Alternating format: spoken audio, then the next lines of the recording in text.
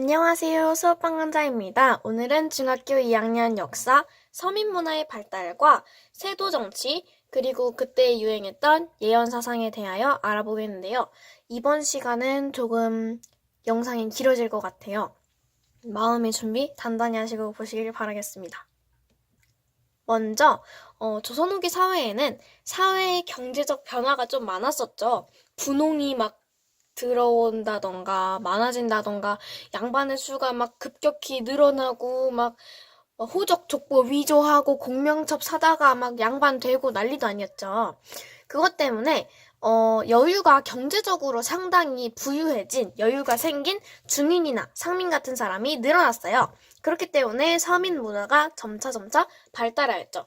그리고 이 당시에는 평민들도 서당에 가서 공부를 하던 시기이기 때문에 더욱더 많이 발달을 했겠죠.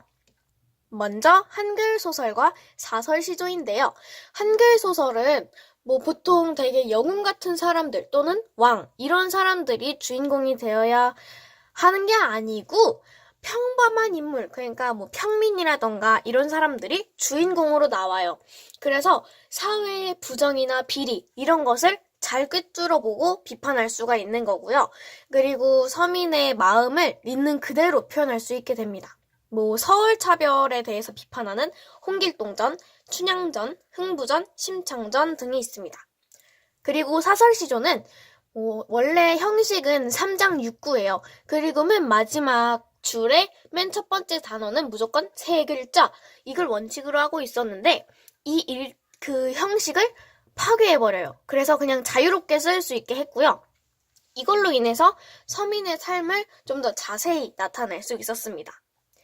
박지원은 양반전, 호질, 허생전 등을 썼는데요. 박지원은 양반이었죠. 그럼에도 불구하고 사회적 변화를 반영해가지고 양반의 위선이나 무능, 보잘것 없음을 비판하였습니다.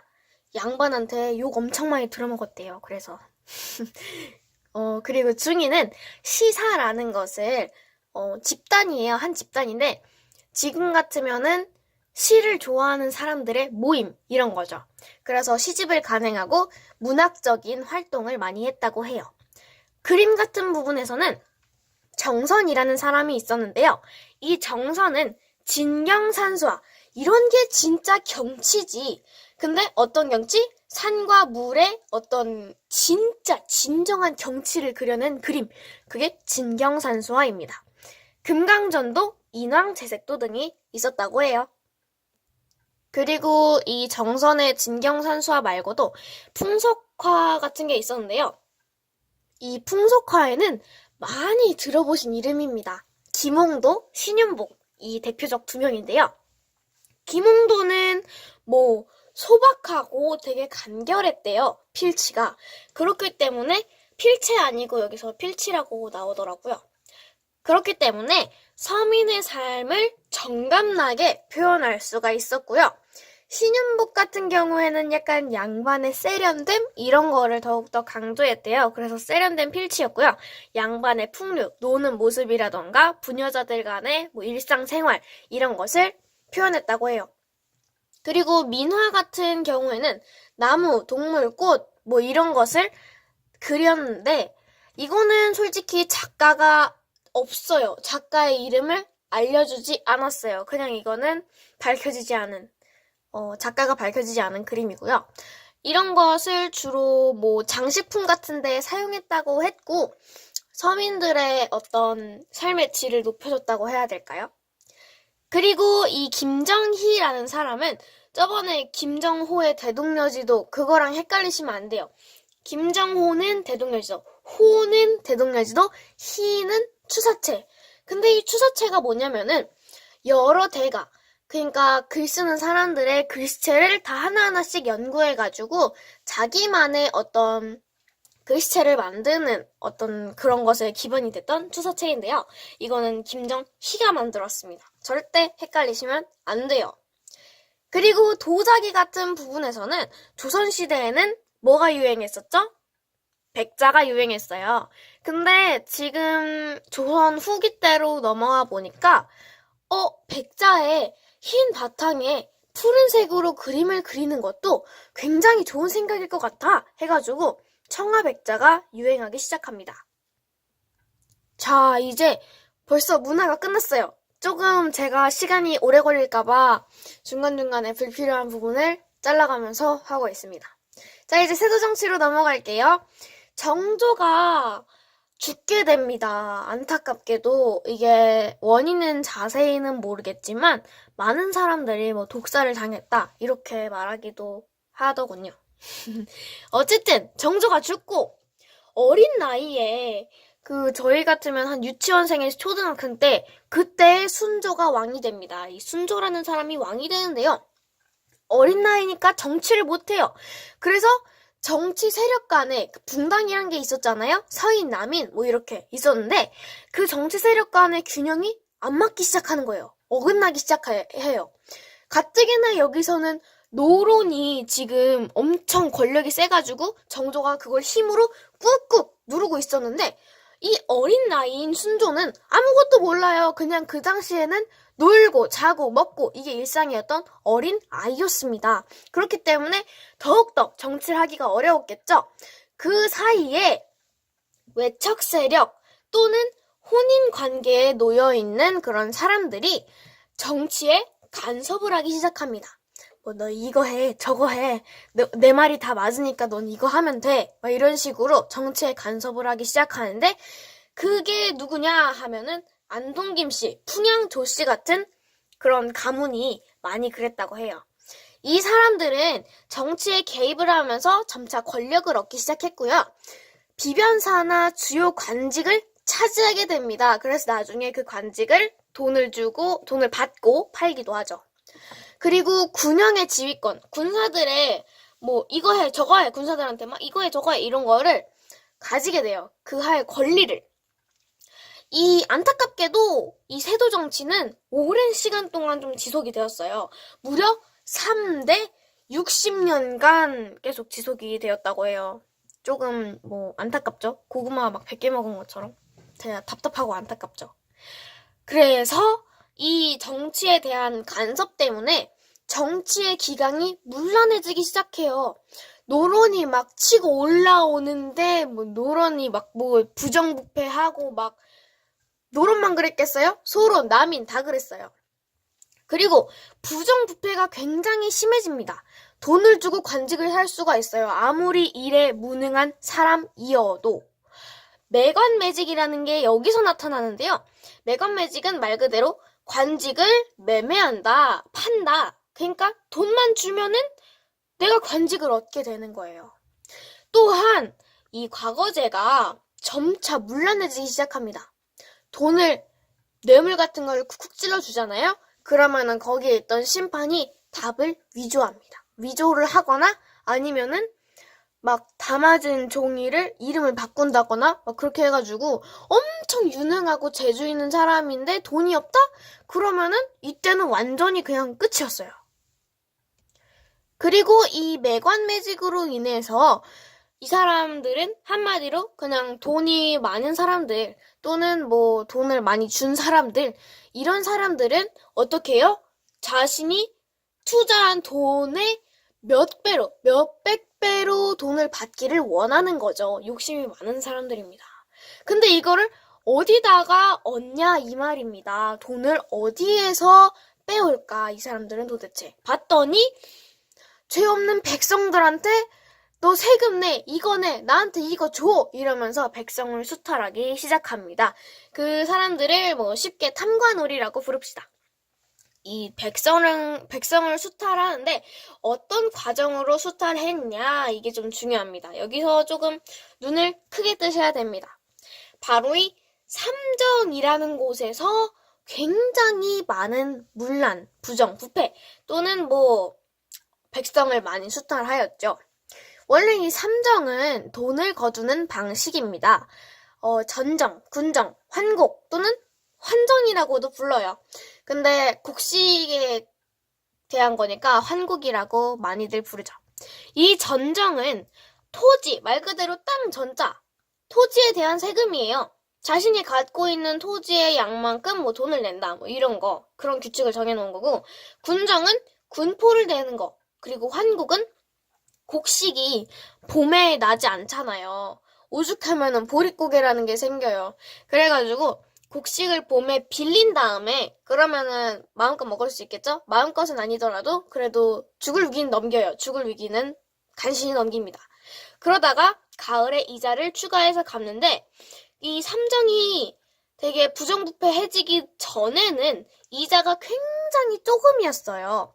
근데 이 탐관오리들이 막 갈궈요. 이 사람들 갈궈요. 이자를 몇백 배를 막 올리는 거예요. 만약에 제가 곡식을 100원어치를 샀어요. 빌렸어요. 그럼 예를 들어서 가을에 뭐 100원에 한 10%? 10원을 이자로 해서 주세요 해가지고 110원을 받는다고 칩시다. 하지만 이 삼정이 문란해지기 시작할 때부터 어마무시하게 이자가 훌쩍 뛰는 거예요. 폴짝폴짝 막 뛰어요. 뭐 예를 들어서 제가 100원을 빌렸습니다. 근데 가을이 됐을 때 야, 100원 빌렸으니까 10,000원 내놔. 이러는 거랑 되게 비슷한 거죠. 마찬가지로 전정도 뭐 그 세금을 더 많이 거두게 됩니다. 뭐야, 너 이 땅 네 거잖아. 심지어 거짓말까지 하게 되는 거죠, 이렇게.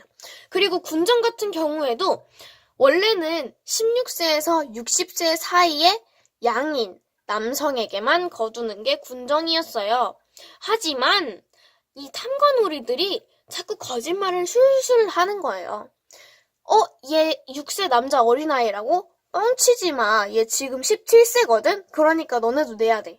또는 심지어 돌아가신 분께도 거두기도 했어요. 막 무덤에 앉아가지고 어떤 아들이 펑펑 울고 있는데 갑자기 와가지고 뻥치지 마. 이 사람 안 죽었잖아. 살아있는 거 내가 알아. 그러니까 너 빨리 그 돈 내놔. 이렇게 하는 거죠. 되게 못됐죠. 얘가 뭐 느낌으로 봤을 때는 많이 수탈했을 것 같지만 제일 많이 백성들을 괴롭혔던 게 환곡이라고 합니다. 두 번째가 얘고 세 번째가 얘예요. 세금 부과 많이 했고요. 그래서 정부가 야, 이거는 악마보다 너무한 거 아니야? 이렇게 생각을 해가지고 암행어사를 파견합니다. 하지만 이 암행어사를 둬도 별 효과는 없었다고 해요. 이 당시에 너무 매관매직이나 부정부패 같은 게 너무 심각해 해가지고 별 효과는 없었어요. 자, 이 세도 정치로 인해서 나라의 기강, 나라의 기운이 다운된 거예요. 그리고 하필이면 안 좋을 때 더 안 좋아진다고 그 당시에 역병, 자연재해, 뭐 백성 수탈 이런 게 막 늘어납니다. 심지어 연해, 바다거든요. 바다 이름인데 연해에 모양이 다른 배들이 나타나기 시작해요. 주로 뭐 서양의 배죠. 그래가지고 백성들이 너무 불안해하고 있었어요. 이때 나타난 게 예언사상입니다. 뭐 예언사상 같은 경우는 쉽게 말해서 지금 세상보다 더 새로운 세계가 온다. 뭐 이런 거를. 그래서 뭐 정감록, 미륵신앙, 무격신앙 이런 게 있었는데 정감록은 지금 우리 왕조가 이씨 왕조였잖아요. 다. 근데 이씨 왕조가 망하고 정씨, 정약용 같은 그 정씨가 새로운 세상을 연다. 이게 정감록이고요. 미륵신앙 같은 경우에는 미륵, 부처님이 나타나서 새로운 세상을 열 것이다. 뭐 이런 게 미륵신앙이고요. 무격신앙은 귀신을 달래가지고 화를 피하고 복을 많이 얻자. 뭐 이런 거였습니다. 이 예언사상 말고도 천주교, 동학 등이 있는데요. 천주교를 먼저 알아볼게요. 17세기에 중국에 갔다 온 사신이 천주교라는 걸 발견하게 됩니다. 그래서 한국으로 들고 와요, 그 문화를. 처음에는 뭐 이게 천주교가 종교잖아요. 하지만 처음에 들어올 때는 서양의 학문 중에 하나로 소개가 됩니다. 그러다가 점차 18세기 들어서자 남인 계열의 일부인 남인 계열 실학자가 그걸 점차 신앙으로 받아들이기 시작해요. 천주교는 평등사상, 내세사상, 이게 뭐냐면은 평등사상, 신분제를 무시하고 있는 거죠. 그리고 내세사상, 뭐 새로운 세상이 온다, 이런 것처럼. 그래가지고 뭐 처음에는 근데 정부가 그렇게 탄압을 많이 안 했어요. 그냥 뭐 알아서 하세요 이랬는데 어느 날 제사의식을 거부하는 어마무시한 사건이 일어나게 됩니다. 왜? 그 사람이 천주교를 믿었기 때문에. 이 사건이 굉장히 큰일이었나 봐요. 왜냐면은 지금 한국 그 당시에 조선은 성리학적 질서가 남아있어요. 유교적 그 질서가 남아있단 말이에요. 그래가지고 뭐 아버지께 예의를 갖춰야 되고 어르신께 예의를 갖춰야 되고 막 그런 예의를 굉장히 중요시했는데 평등하대. 신분제가 거의 없어지는 거야. 누구나 다 평등하대. 그리고 제사를 하지 말래. 이게 제사가 가장 중요한 의식이었는데 성리학 그거에서는 하지 말래. 그래가지고 탄압을 시작하게 됩니다. 왕권에 뭐 도전하는 것이냐, 성리학적 질서를 무너뜨리려는 것이냐, 막 이러면서 탄압을 시작합니다. 특히 순조, 이 세도정치 시작했던 왕이죠. 순조가 즉위한 직후에 대대적인 탄압이 일어납니다. 천주교 말고 또 다른 종교가 있는데 그것은 바로 동학입니다.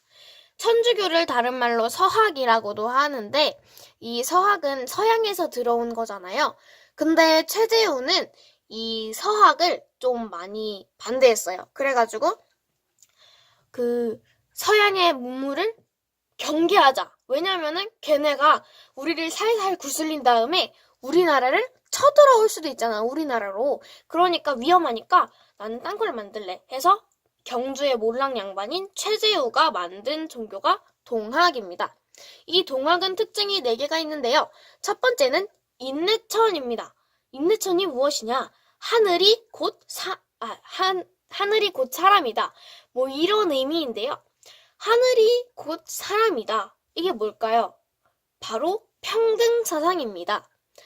그러니까 한마디로 얘도 지금 신분제를 거의 반대하는 쪽으로 가고 있는 거고요. 두 번째는 보국안민. 나라를 안정되게 하고 민심을 평안하게 한다. 뭐 이런 의미고요. 그리고 서양 세력의 침투를 경계. 이거를 주된 원인으로 해서 동학을 만들긴 했어요. 그리고 후천개벽. 새로운 세상이 온다. 이런 의미에 가까워요. 근데 이 동학이 너무 잘 나가요. 뭐 양반한테도 잘 나가고 특히 뭐 평등사상이다 보니까 평민한테도 잘 나가고 그러다 보니까 정부가 야 이거 너무 센데 안 되겠다 해가지고 혹세 무민 세상을 혼란시키고 민심 시민들을 속인다. 시민들한테 뭐 속여서 살살 구슬려서 속인다. 막 이런 죄를 물어서 탄압을 시작합니다. 그래가지고 결국에 최재우는 처형됐고요. 2대 교주는 최시영이라는 사람이었는데요. 이 최시영은 동경대전이나 용담유사 같은 거를 많이 펴내서 동학을 널리 알렸다고 합니다. 오늘 영상 여기까지고요. 시청해주셔서 감사합니다. 다음 시간에는 과학으로 찾아뵐게요. 안녕!